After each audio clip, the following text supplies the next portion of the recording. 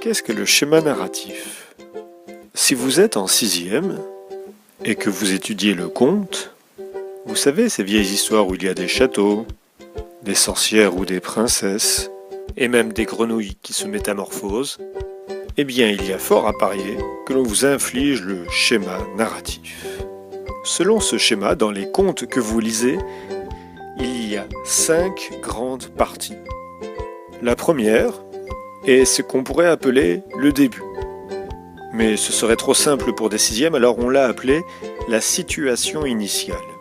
Généralement, dans la situation initiale, tout va bien. Puis un problème survient. Heureusement d'ailleurs, sinon il n'y aurait pas grand-chose à raconter. Ce problème, c'est la deuxième partie, que l'on appelle l'élément perturbateur.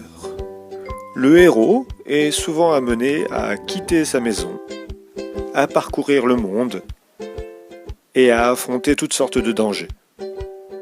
C'est la troisième partie que l'on appelle les péripéties. Elles peuvent être très nombreuses, si bien qu'on pourrait dire que cette partie contient en fait plusieurs parties. Ensuite, nous trouvons l'élément de résolution. Quelque chose ou quelqu'un va aider le héros à trouver une solution à ses problèmes. La dernière partie est la situation finale. C'est ce que l'on pourrait appeler plus banalement la fin. Le personnage qui était malheureux redevient heureux. Récapitulons. Nous avons tout d'abord la situation initiale, suivie de près par l'élément perturbateur.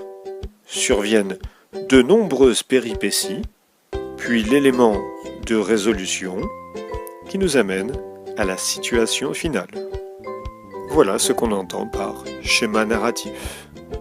N'hésitez pas à demander pitié si votre professeur veut vous faire étudier le schéma narratif.